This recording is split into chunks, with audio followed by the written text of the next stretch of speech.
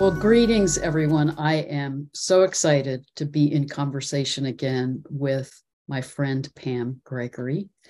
And we are very excited to explore a conversation together about how our understanding of astrology and how we work with astrology might shift as we move into the Aquarian Age and all the new paradigms of the Aquarian Age. So let's dive in and explore this. Fantastic. I'm really excited about this, Heather, because our conversations are wonderful. We never quite know where they're going to go, but they're usually interesting, and hopefully will be expansive for other people as well. So is there any way you'd like to start, or would you like me to kick off? Or why don't you start us off? Okay. Well, I'm obviously this has crossed your mind as well, Heather, but we know that linear time, with which we as astrologers are so obsessed, you've got to get the exact birth time precise to make the whole chart work backwards and forwards, etc. We know that that's essentially a man-made construction that only really operates in 3D. So if it's the case that we have already evolved really beyond that, that's not going to work. The transits based on linear time, none of those are going to work. So I think part of this may be that we're working with much more organic fractal unfoldments of the chart, like progressions or like solar arcs that I use a lot, where you're really just watching the unfoldment of the original chart and abandoning linear time. And therefore also the further out in space we go, it seems, because the orbits inevitably become longer and longer. Again, that's another suggestion that linear time has to be abandoned because everything's moving so slowly out there that we have to have a whole other way of working. That is such a really important point. And our whole understanding of time and space and form is all shifting. And I think part of what you're also tapping into is that as we move into the Aquarian Age and that sense that everything is energy, then we are being transformed into an understanding of ourselves as energy bodies, as light beings. So I also think that everything is more fluid, and not only our sense of linear time, but the ways in which we look at the chart and view it as certain fixed traits or personality characteristics, that will all be in flux as we are in a more rapid state of transformation in who we are as humans.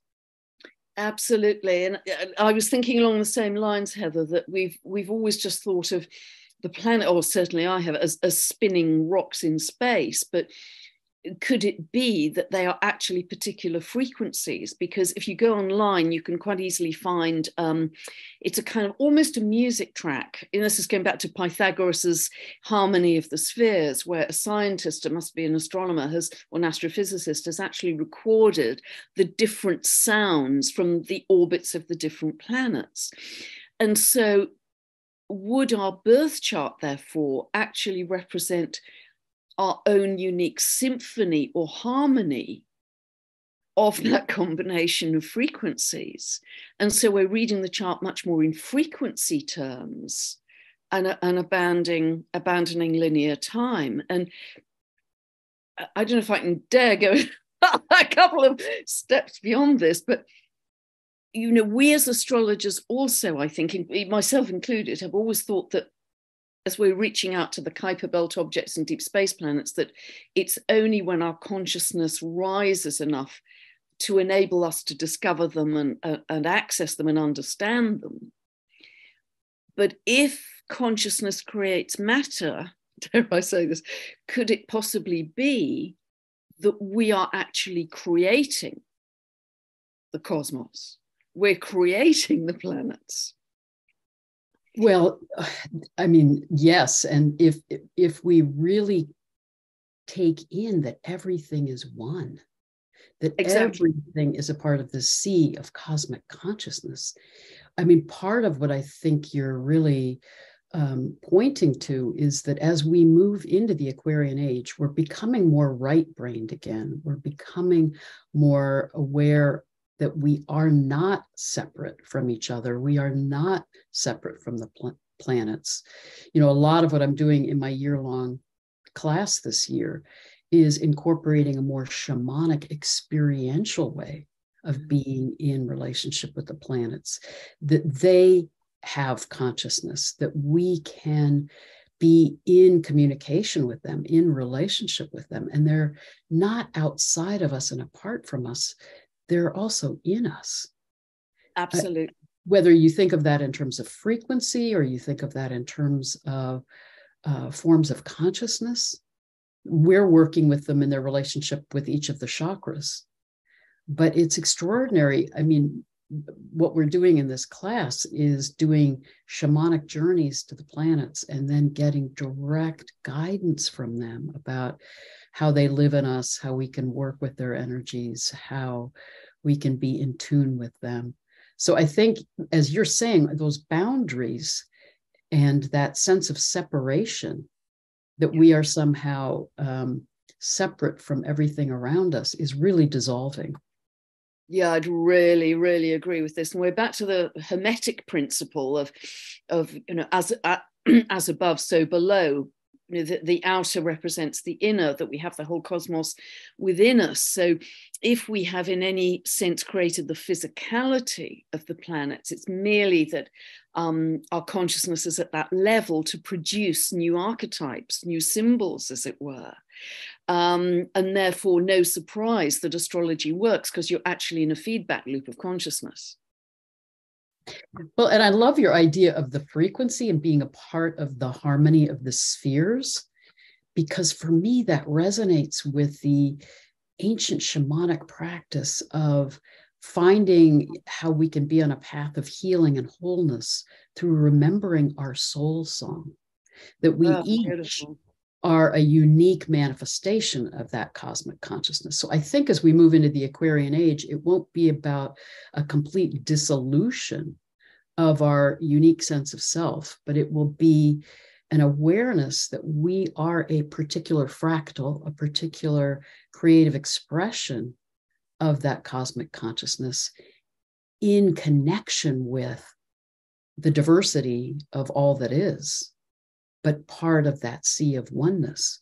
But what if we could find that frequency, the different frequencies of the planets in our chart that form that unique configuration of who we are energetically, and find that song, and then learn how to be in harmony with that song, to be in harmony with the music of the spheres. It's like astrological homeopathy. Yes. It's kind of giving us our pattern back. And so we develop a clearer sense of self, a clearer sense of purpose, a clearer sense of unique contribution to the world, if we can actually hear that harmony that is absolutely unique for us. Because I was listening to a very interesting lady a couple of weeks ago who is in contact with Palladian beings. And they were saying that the soul magnetizes the specific birth chart that it needs for its soul's growth at any particular lifetime. So there's a kind of, again, there's a frequency match happening here. So with everything being about frequency as we move forwards, and as you say, Heather, is it just that everything is one flowing, living consciousness? And I've been sort of looking at quite a lot of, I don't know if you've heard of a lady called Veda Austin, who's a New Zealand lady, and she works with water. She's really taken Masaru Emoto's work a whole giant step forwards, because she produces beautiful, what she calls crystallography, where she photographs just the beginning of the formation of the crystal between kind of liquid and solid. And what she's finding, yes, you know, she takes beautiful spring water, she gets crystals of ferns and leaves and beautiful things. If she takes tap water, as it's got no structure at all, it's just kind of dots and dashes like Morse code. But if she gives some water in the petri dish just before she freezes it, a particular thought imprint, then that thought appears in the crystal. It could be a snail, it could be a you know, a knife, it could be, you know, whatever. So she's almost in telepathy with the water. So if you consider that we are way over 70% water and we are drinking water all the time, we are becoming that coherence, you know, those beautiful geometric patterns, or not, depending on our emotional state. And then, you know, we urinate it out and we're just in that flow of water. But actually, that's just a form of plasma. Yes. Well, and part of what I think you're saying is that we have to, as we understand more and more fully that we are energy beings, and that our thoughts and emotions have frequencies, have their own energy patterns, and that just as she's seeing how that can shape the form of the crystals in the water, that's shaping our experience of ourselves and of everything around us, and we're emanating those energies. Totally. And I do believe as we move into the Aquarian age, we're becoming more empathic, more telepathic, that we'll need to take more full responsibility for how we are in harmony within ourselves and in harmony with everything around us, because we will be impacting each other and the life around us with more intensity because of the melting of these boundaries between us and that increasing way in which we'll be psychically attuned to each other. Yeah, beautifully said, because this is our mastery, isn't it? This is our mastery, to move from separation and in particular to move from victim. Yeah. That the planets do things to us. We're going to turn that around into empowerment with a lot of self-responsibility and social responsibility, actually, that we really understand whatever we're broadcasting in frequency terms energetically is not only impacting our own water molecules, our own health, and the geometry in the plasma around us, but is actually impacting the geometry and coherence of the plasma around people that we're interacting with, and maybe even people that we're broadcasting with on YouTube. Yes. Yes. So we either leave people worse than we found them or better than we found them, depending on what we're emanating. And, you know, we'll have I really think you said that beautifully, you know, we'll have a much, much greater command, understanding and awareness of that. So a core theme from my perspective is that whole sense of being in harmony and being in right balance, right relationship with ourselves, with each other, with everything around us, and that realization that everything is interconnected and that we impact each other, not just in close proximity, but there is no boundary to how we can be impacting each other across space, across time. So part of what I also have been thinking about is, you know, in the history of astrology, the initial understanding, you know, if you look at the history of Western astrology and the, you know, star omens back in Mesopotamia that were about how are the planets and stars impacting our community. Yeah. And then it was by about 410 BC that we started developing the individual horoscopes. And then it's been pretty much our trajectory since then of focusing very much on how are these energies affecting me? What is my chart? What are my transits? And I do believe that whole orientation will shift, in not that we won't still have our unique birth chart, but to me, it will be a whole shift in paradigm to how am I in harmony with these energies I've come into experience, and how am I in a right harmonic with the sea of consciousness, with the energies around me. And that's very Lemurian, isn't it? Very Lemurian, that they were in harmony with everything. They saw everything as one. They were just one piece of the whole. They were in harmony with plants and animals and the earth and nature, and they flowed with the changes. So that's really beautiful. But you know, like you, Heather, if I understand the origins of astrology, you know, who knows if that's even true, but as I was taught it, you know, people in ancient Mesopotamia, because they had no television or computers, used to sit and look at the planets at night, and for entertainment they'd tell each other stories about the gods that lived on the planets, and then they started to observe the correlations of Mars to war and phases of the moon to harvest, growing phases, hence biodynamic farming now. But they were actually co-creating with those planets. They were weaving the stories, weaving the myths. And I think that's what we're starting to do now with the Kuiper Belt objects, which are so, embryonic in our understanding, that every time you or I talk about them, we are adding meaning to the symbolism, which originally was very limited, but we are co-creating with those energies every time we experience them, talk about them, think about them. With Thalassia, I just understood that she was linked to the shimmering moonlight, sunlight on the sea, but I'm now seeing that as our symbol for photonic light and orbs above water and that kind of thing. So, and I'm sure you're doing exactly the same. So we're adding to those embryonic archetypes in every moment. So we are co-creating. That's what started me on this whole thing about, well, are we even creating the physicality of them? Well, I would, this is so fun to talk about, but I would actually reframe it a little bit, because from my perspective, particularly prior to ancient Greece, the orientation was more right-brained.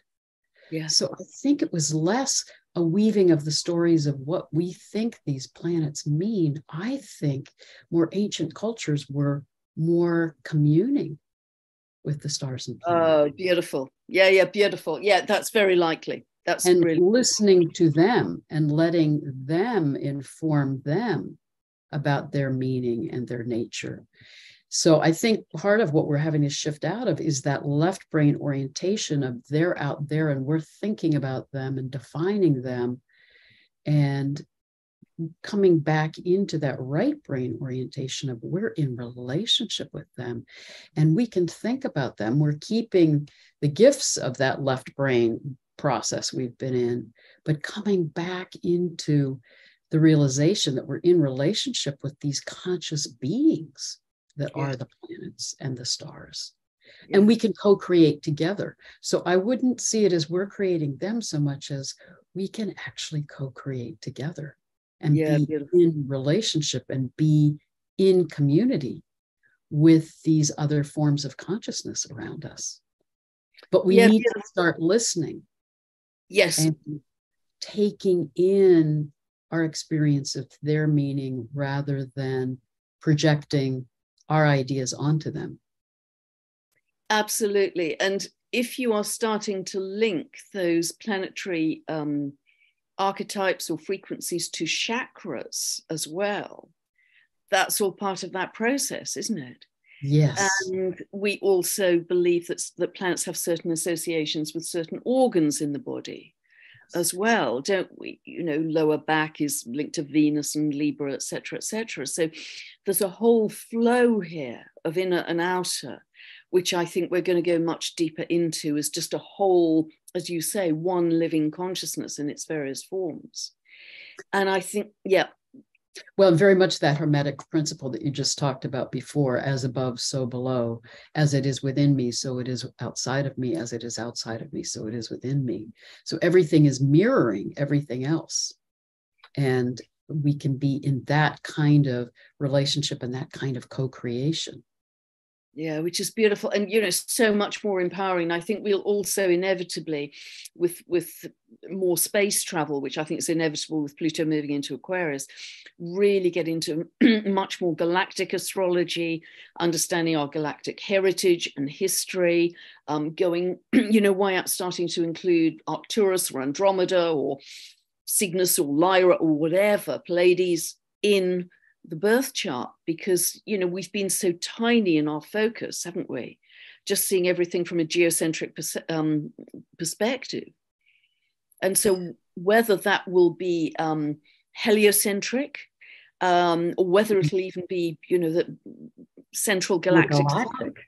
Yeah, I think that's such a critical point. I mean, that we are being guided to become galactic beings again, and to not have such a small sense of our lives and our solar system, but to really connect more with our galactic consciousness. Yeah. And it will completely shift our paradigms.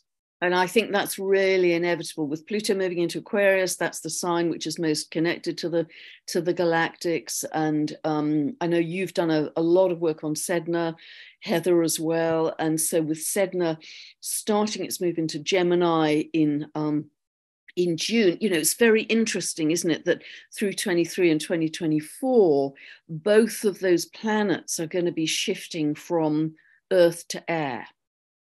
So, and I think that is going to bring in a lot more galactic communication potentially.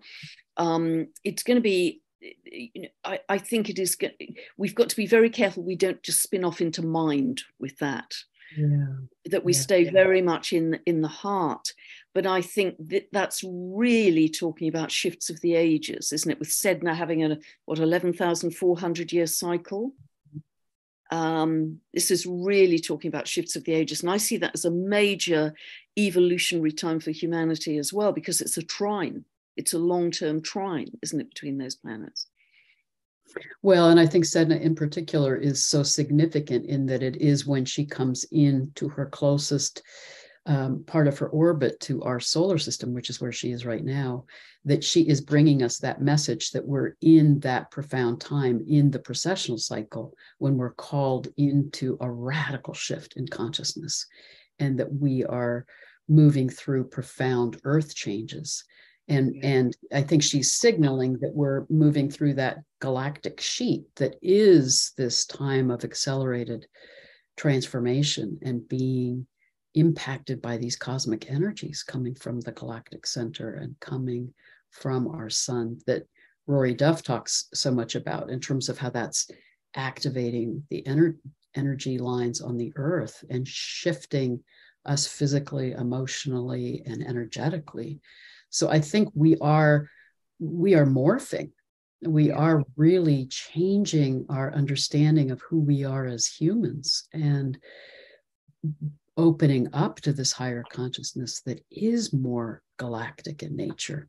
Yeah. And I think it will be radically shifting our understanding of the meanings of many of these planets. Because one thing I've pondered on is that we need to, I think as Pluto's in its final degrees of Capricorn, we're needing to let go of old structures and systems that no longer serve us.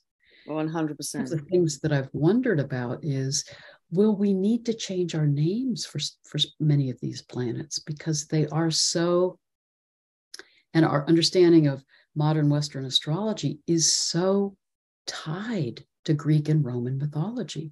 Yes. Which is so embedded in that patriarchal paradigm. And will we maybe need to start renaming these planets as we allow them to have a more full experience that isn't defined within the mythology of the Greek and Roman period? Yeah, I mean, beautifully said. And we really are at the end of an age, aren't we? It's so interesting that we've got, very important planets at 29 degrees of their sign. Pluto at 29 of Capricorn, Saturn by the end of this month up to 29 of Aquarius, Sedna at 29 of Taurus, etc. Shamanic degree. Yeah, absolutely. Critical degree, anoretic degree. And it's so interesting that both Pluto and Sedna are linked to death in their myth. And also, it's a kind of betrayal by the patriarchy, isn't it? I mean, if we look at the myth of Sedna, and you've done much more work than I have, Heather, but I know there are variations on the myth, but essentially her father comes to either kidnap her or rescue her from the being that she's married to. And they're in the canoe and a big storm brews up and water is coming over the canoe. And so in order to save himself, the father throws his daughter over the canoe, and as she tries to hang on with her fingers, he chops her fingers off. So as a father, he doesn't come very well out of that story. Not too pretty. Oh, very well put, yes. So, there's a deep, deep betrayal of the patriarchy, but she then floats down, as we know in the myth, into the deep, deep icy oceans. But from her fingers, these beautiful sea creatures are born, the turtles, the dolphins, the whales, etc. So new life is formed from that. Well, and she becomes the goddess of the sea. She dissolves from that more separate sense of self she had been in into now merging with the sea and being in deep connection with the whales and the seals and becoming the goddess of the sea. So I think it is about a death, rebirth, but it's also about that radical shift in our consciousness. Yeah. As we open more and more fully to our interconnectedness with all that is. But you're right, it's very much about the betrayal of the father and how we also, I think, need to not cling to the old forms that have given us some sense of safety and security. She tries to grab the boat, thinking that will save her. And not only is the father chopping off her fingers with the paddle, but I really have that sense that Sedna had that moment in the sea where she realizes, I have to surrender to this experience of initiation that I'm in, this transformation that I'm in. And I think it's Jung who says, when you're falling, dive. Yeah. So I always have this image that Sedna at some point says, I'm just diving deep into the sea, into this transformation to where it will lead me. Yeah. And it's invisible. You just don't know where that's going to go. And I have the same sense really with Pluto moving out of those last couple of degrees of Capricorn and its purpose, Capricorn being ruled by Saturn. Again, we're back to the patriarchy. And if there's any corruption or lack of integrity, transparency with the patriarchy, the top-down vertical systems that have we have thought had our best interests at heart as a fatherly system through our lives, which has been foundational, that is going to reveal in that transit of the last couple of degrees anything that is not for our highest good. And that's going to be another kind of death, isn't it? And then we again step like the fool in the tarot into the unknown of the Aquarian Age. And we create a whole new world from there, which is much more community-based, which is much more, at its best, much more humane and loving. And it's almost like, the way indigenous tribes operate, that it's interesting. Apparently, if you meet an indigenous person, they don't just give you their name, they give you their tribe. And everything is connected to the tribe. So, in these days of where everything is monetized, we now pay for childcare, or we pay for gardening services, or we pay to have your dog looked after. But in those societies, it just didn't come up as a money issue, that everything was shared in the community. Everything was communal. There was no definition of this is mine and not yours. This is no definition of material territorialism and ownership. And at its best, I think that's where we're going with this Aquarian energy, back to that loving, sharing, we are all humanity in this together. What can we create that is so much greater as a community than we can as individuals? And I think it's going to be beautiful in many ways, and it's starting already with the groups. Am I making sense, Heather? Beautifully said, because it is shifting our whole orientation and from individualism and from that sense of how do I secure enough security with my money, my property. I mean, the indigenous cultures had no sense that you could own pieces of the earth. Exactly that. And I also love that in more ancient cultures, like in ancient Egypt, their understanding of the principles of Ma'at, which is, I think, the oldest archetype of Libra. But it was that understanding that the principles of Ma'at, which later became a variation, was the 10 Commandments, but the principles of Ma'at were, how am I in right relationship with the waters? How am I in right relationship with my neighbors? How am I in right relationship with the animals and the plants? So again, that sense that we are in community with each other, but we're in community with all of the life around us, and all of the life around us is sacred.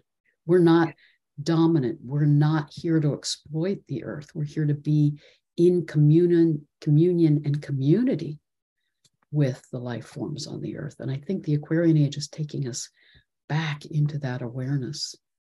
Yeah, which is really beautiful, because once we become more telepathic, and I sense this myself with animals, chatting to the ponies on my morning walks, but once we become more telepathic with the animals, the plants, then we start to see the sacred in them, don't we, in a much bigger way, which we couldn't see before, because we just thought they were for our exploitation. But that's going to shift radically. I think that we are going to see it all as one enormous organism, which is growing and evolving together. And we are helping the plant. In fact, I think there was a wonderful channeling I heard by Zach from my friend Janet Trelaw, because Zach was saying that the plants actually evolve ahead of humanity.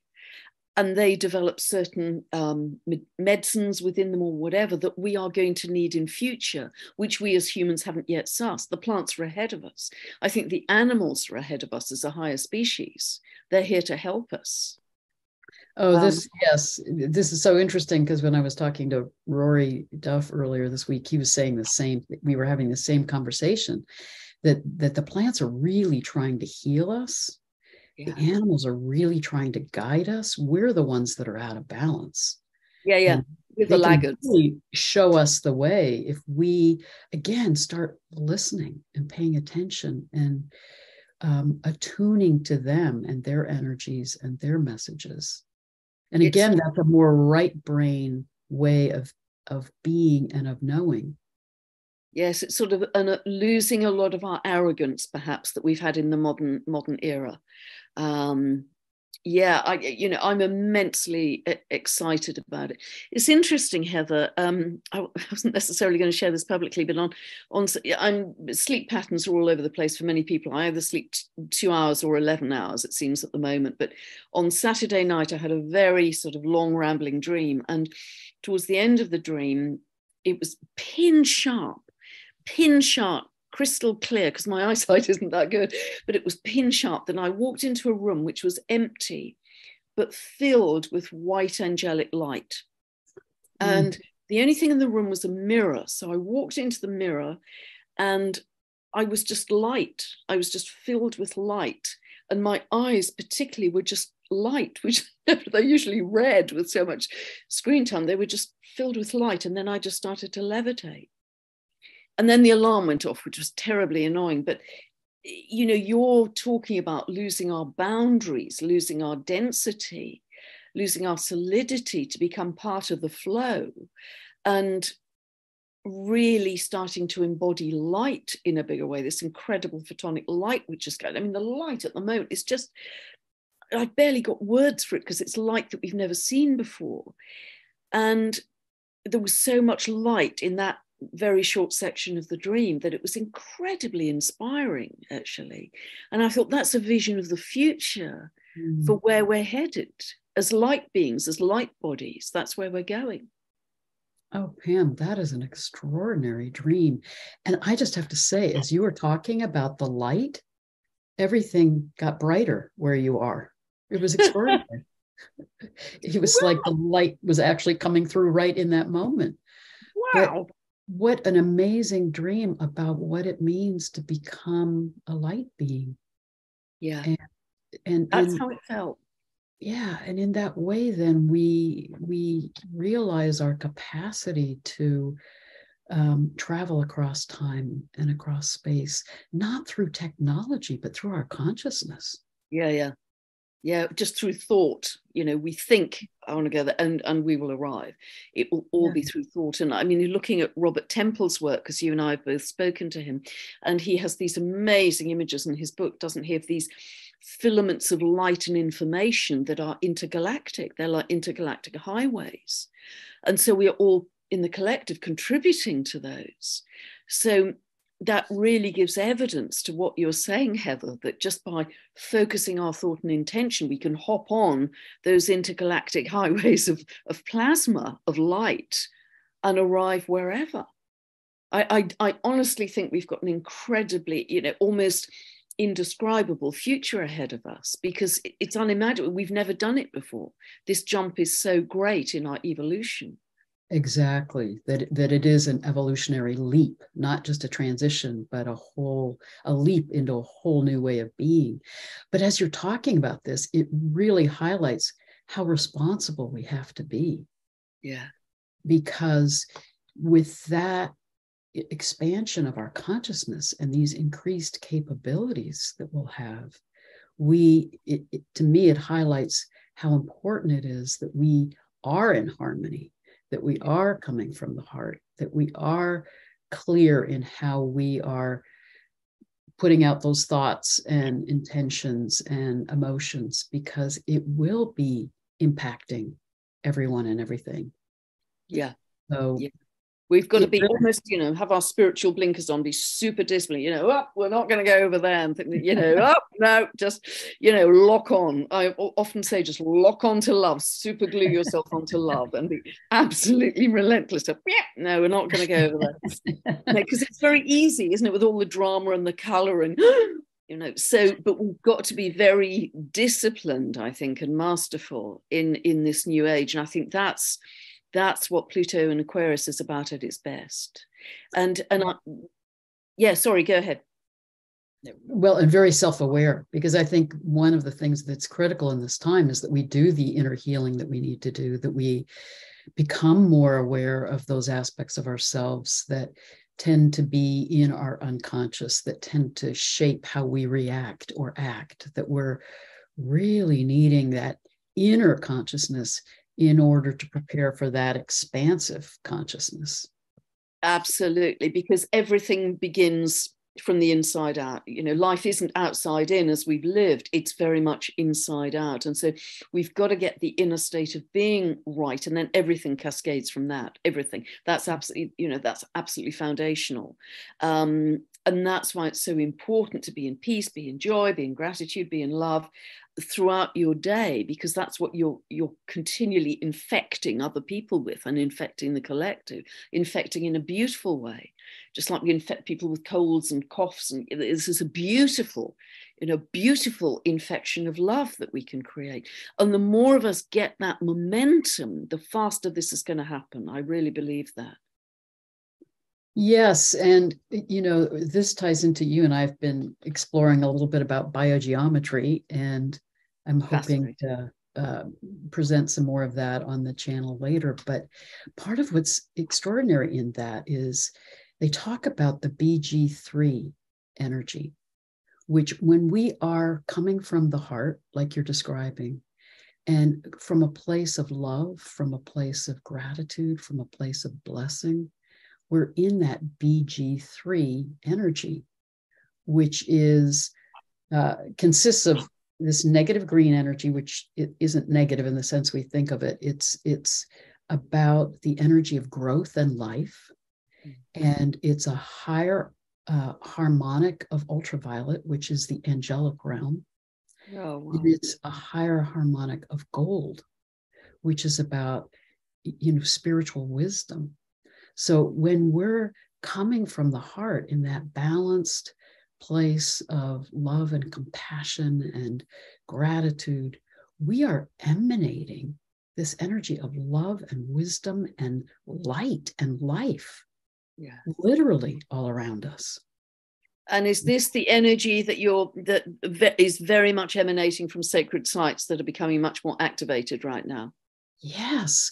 So when Rory Duff talks about these lines becoming stronger and extending the time of that activation, such that by the end of 2024, we'll be in that harmonic all year round, that's bathing us in these energies of BG3, of divine love and wisdom. Yeah. I mean, how extraordinary is that? And that's not far away. That's not far away at all. Less than 2 years. But the sooner we can practice that, through our days, the more we're going to pull that into our experience. Absolutely. And I think that's going to be exquisite. And that's why we have such strong experiences at mass meditations at those sacred sites. It's palpable, isn't it? It's absolutely palpable when you're on those sites. And you just want to be in connection with the earth. And whenever I've been at those mass meditations, again, the quality of light is extraordinary. And you think, well, just down the road, it didn't look like that. It was quite cloudy, but now I'm here. It's just sparkling diamond angelic light. It's just almost as if we're in a bubble of very different energy emanating from those sites. And that's what's exciting. So Gaia is clearly going through her own major upgrade as well. And because we're sandwiched in between the photonic and the cosmic energy that's changing so much, and Gaia's upgrade, we have to go with this or exit, essentially. Yes. In fact, one of the things that Rory Duff was saying about being on those sacred sites is the importance of surrender. Yes. That it really is, as you were just beautifully describing, opening to those energies and being in that process and experience. It's not something we do or think about or can control, but it's really, again, about dissolving the ego and opening to those energies. Because, wouldn't you say that those sacred sites are also portals, that they're absolutely just opening that gateway to these spiritual or divine energies that we can then absorb and be transformed by and healed by. And it's really welcoming them in, isn't it? So even though we may be going through insomnia or aches and pains or dizziness or tinnitus with the the rapid influx of these energies, it's welcoming them.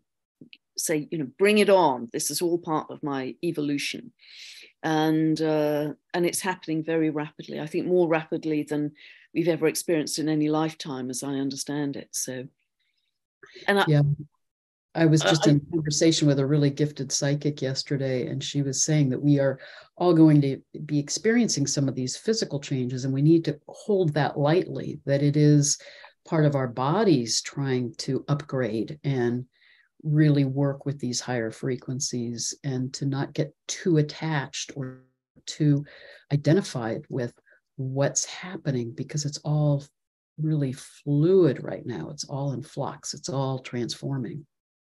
Absolutely. And I think we're going to also understand, I see Saturn moving into Pisces really as the blend of spirituality and science, or that we can understand more of the science of the spirituality. In a sense, that's what Robert Temple's doing. That's what Rory's doing. Yes. They're underpinning our psychic and spiritual experiences with the science. And I think that's going to help many people buy into them, that they're not just woo-woo because they're invisible, but they actually have a fundamental logic to them. And I think that's going to be very helpful in more people joining us with that. And it will also, I also feel that the astrology may well be able to help us discover greater truths about the cosmos, greater truths about the galaxies, that almost astrology can lead the way. Because if we are going to start to experience telepathy with the planets in a bigger way, the dwarf planets, etc., we could be pioneers through the information we're getting to feed back to the astronomers about further discoveries that they have yet to make. I think that is such an important part of this, because there were so many ancient cultures that had, what was the tribe in Africa, that the Dogon tribe, that had very specific understandings of the star Sirius A and its binary star Sirius B, that we've just recently discovered with astronomy. But they were attuning to them, and in that telepathic right brain way, getting direct communication from the stars. So really opening to that awareness that we're finding that capacity again and bringing ourselves back into that balance again is opening up whole new ways in which we'll be in communication with each other and with the stars and planets and learning from them. It's extraordinary to think about. And you're a real specialist in the Egyptian side of things as well, Heather. And if you look at the Egyptian pyramids and, their orientation to the belt of Orion, et cetera, et cetera. I mean, these were not built by slaves rolling stones on wheels. I mean, this was probably, I don't know what your view is, but probably built by sound and levitation and extraordinary harmonics. I mean, you've been there and I haven't. You've been there several times. And I mean, that's palpable, isn't it? The energy in the King's Chamber, etc. Very strong healing energy there. And that was all based on the astronomy, wasn't it? Yes, and their understanding, as you said exactly, of harmonics and of frequency and of how to work with sound and light. And they also, we think they had these deities, these gods and goddesses, but for them, they weren't gods and goddesses. They were the netters. They were their understanding of the consciousness of aspects of nature and the laws of nature. So again, they had that awareness that we're in communion with these different energies around us that all have their own form of consciousness. And as you were saying earlier, we can co-create with them when we're in relationship with them and in right balance with them. That's so interesting. So there isn't this sense of separation, which we have perhaps in religion of, you are a god and I have to worship you and I'm on my knees, etc. There's much more this feeling again of flow and different frequencies of consciousness, different aspects of consciousness with which we are flowing all through our days. And it becomes an incredibly rich experience. I think we'll almost look back on our lives as they have been up to now, and almost they'll go to dust because our experience will be so much richer going forwards with all that we're experiencing in a way that we can barely articulate today. But I think we're right on the precipice of that. Well, I think your dream is so prophetic in terms of that. I mean, what a powerful image of what we're moving towards. But let me ask you this, Pam. I really, as you know, I talk a lot about how moving into the Aquarian age is also about the reintegration of the sacred feminine with the sacred masculine, that's some of the healing and the shift that we need to move through as we take the gifts of being in this patriarchal paradigm, but move into a more balanced paradigm of the sacred masculine and sacred feminine. How do you think that will reshape our understanding of astrology? Oh, I think enormously. I think enormously. Because again, we've very much operated in that patriarchal model, haven't we? And also what you were saying about astrology really coming from the Greek and the Roman, et cetera, it's going to evolve in a much more again fluid and sensual way, I think. And the arrival of Sedna, that female principle, the Inuit goddess so close to the earth, the discovery of some of the Kuiper belt objects that have incredible feminine qualities, I think that's really going to bring in a much greater sense of, again, receptivity, of yin, of surrender, of welcoming in, of the right brain, of the weave, of the consciousness of those planetary bodies with our own. And moving away from linearity, moving away from measurement, moving away from such precision into a tapestry of energy, again, in a way that we can barely understand at the moment. But I think the whole yin receptive feminine side, the whole dance of co-creation, is going to become a much bigger part of our reality moving forwards.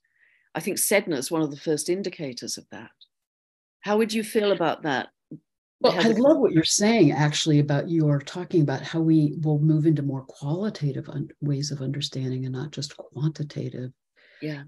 And I also feel like we will be reframing how we understand and see, not only, as you're saying, are these new planets and Kuiper belt objects bringing another layer of consciousness into us, but I think we will reframe how we understand the planets in our solar system too, because I think it's been significant that, apart from Venus and the moon, we have the asteroid belt that holds the sacred feminine archetypal meaning. And it's this fragmented belt between Mars and Jupiter that somehow I think will be integrating more the understandings of the sacred feminine, sacred masculine in the relationship with the different planets themselves and reframing their meaning. For example, Venus is so seen as the goddess of love coming out of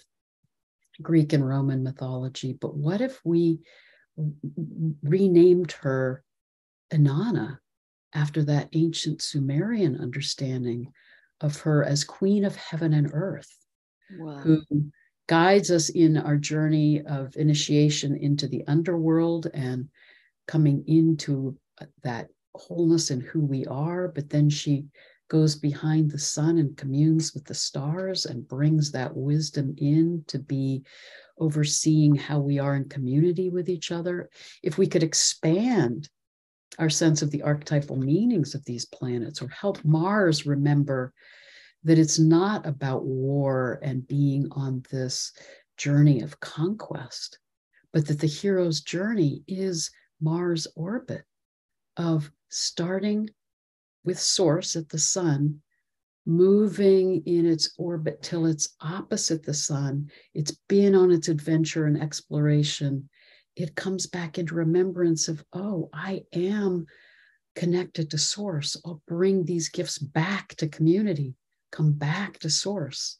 It's not a linear trajectory of conquest. It's a cyclical process of growth and evolution. That I think that's another piece of it, is coming back to the cyclical understanding of time, of consciousness, of evolution. It's like a vortex, vortexing upwards. And Yeah. I love this whole idea of we're going to move to a different octave of consciousness with the planets, a different octave of meaning. Great way to say it. You know, we're gonna leave behind the tight limitations of the definitions we've had in the past. I think we're just on the tipping point of that. But yes, shifting to that high consciousness, which is where we're going to be anyway. So I think that will change astrology immensely. And if we are going to step into becoming much more multi-dimensional and intergalactic beings, I mean, heaven knows what that's going to do to our astrological picture, because it's going to become massively expanded, isn't it, from where we are right now?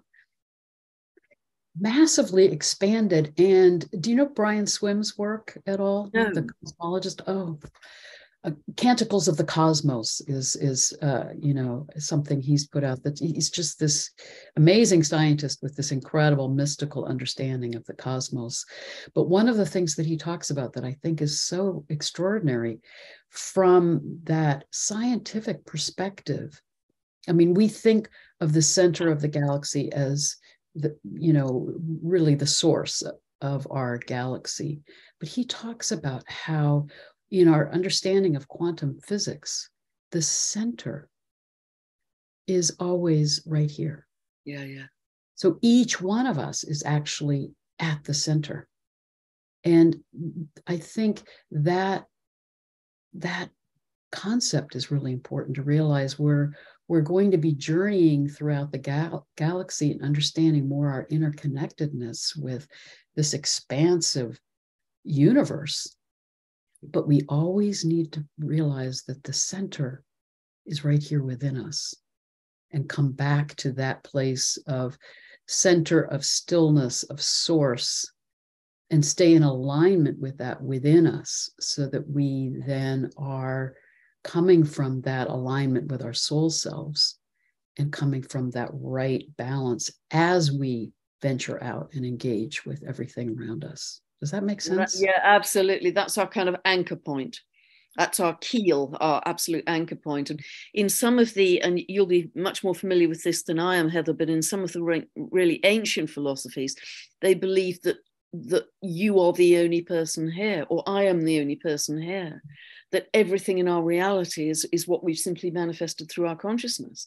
And that's really hard to get your head around, because if you're sitting with a friend, you can poke your friend and they seem pretty real and dense. But, there's something in that whole philosophy that does ring true about everything is coming from us. And so as we expand our consciousness, so does that whole cosmos and galaxy around us. And it's simply a mirror. It's simply an echo, a mirror of where we are at internally. And that's why, you know, as you've been saying, the self-mastery, the self-responsibility is so important. Well, that what you're saying, Pam, is just so brilliant, because if we can really take that in, then it will shift us out of this polarization and tumult that we're in the global community, where we're constantly reacting to what's outside of us, or and if we can really take hold of that notion that we are part of this oneness, then with every experience we have, we're taking responsibility for what is that acting in me, or what is it out there that is a reflection of me. Exactly. I need to work on and clear and heal to come back into right alignment. And that, again, that as you were saying earlier, that dissolution between the sense of the inner and the outer, it's all, everything is mirroring everything else. That's really, really beautifully said. And I think the importance, Heather, of being in the heart, anchoring in the heart, particularly as we move into air signs, you know, Pluto, Sedna, ultimately Uranus moving into Gemini as well, is going to speed things up massively, 2025, 2026. It's all very heady, isn't it? That air energy. And so, I mean, it's very interesting. I happened to look at Isaac Newton's chart before I hopped on, and he has Saturn in Pisces. And I found that very interesting because, of course, with his laws of motion and gravity, etc., he really was one of the forerunners of the Age of Reason that ended up excommunicating astrology to the periphery of society because it was woo-woo, because it couldn't submit to measurement, it couldn't submit to anything rational. And so it went from high places in, you know, as royal astrologers and even astrologers in the papacy and being part of the mystery schools and academia. You couldn't go to university and not, you know, miss studying astrology. It was a fundamental subject. It just became kind of, you know, backstreet readings in London almost. It became very peripheral and very tawdry and shabby because everything was about the Age of Reason, everything was about the mind. So I think it's so important as we move forwards, and there may be more regulation around spirituality, Saturn in Pisces, there may be more censorship because of Pluto moving into Aquarius, that kind of thing, but therefore it is even greater need for us to stay in the heart, to stay in those high frequencies, because that will counter everything. Our frequency is the overrider, I believe, to absolutely anything external. We start to become bubble wrapped from lower frequency expressions as long as we can stay in a very good state, because that defines everything. Our frequency defines everything, I personally believe, because we can only be a frequency match, we can only quantum entangle with the best possible timeline going forwards. Well, and you're just so highlighting that importance of reweaving the right brain with the left brain and not idealizing left brain ways of knowing. And that ultimately, you know, and it is the right brain that is more intuitive and more empathic and more understanding of the interconnectedness of all that is. It's more holistic in its orientation. But that ultimately, fundamentally, we need to entrain the brain to the heart. That is our center. That is the center chakra. That is what we need to keep coming back to be centered in this time of transformation. And that's probably a good theme to end on in terms of, you know, how we each can keep coming back to the heart and being in that place of love and compassion and gratitude. And again, the way that emanates this healing energy to everyone around us. But anything else you want to add in before we? Yeah, I think it reminds me so much of the Characlo archetype. Healing simply by her state of being, because she is beautiful, divine feminine, isn't she? Often silent, you know, to me, she's very linked with that eternal state of being, that eternal stillness. And she heals simply by her state of being, just by holding the silence, holding the sacred space, something you're very good at, Heather. And I think she's a beautiful expression of divine feminine that we need to reacquaint ourselves with. Oh, Pam, that is so beautiful, because she does heal through her presence. And it's really reminding us that we've gotten so caught up in that notion of what we do is who we are and what gives us value. And she so speaks to, no, it's how we can be and how we can hold presence and compassion and listen that is really what's healing. Yeah, our state of being is absolutely foundational for everything that cascades from that. Yeah.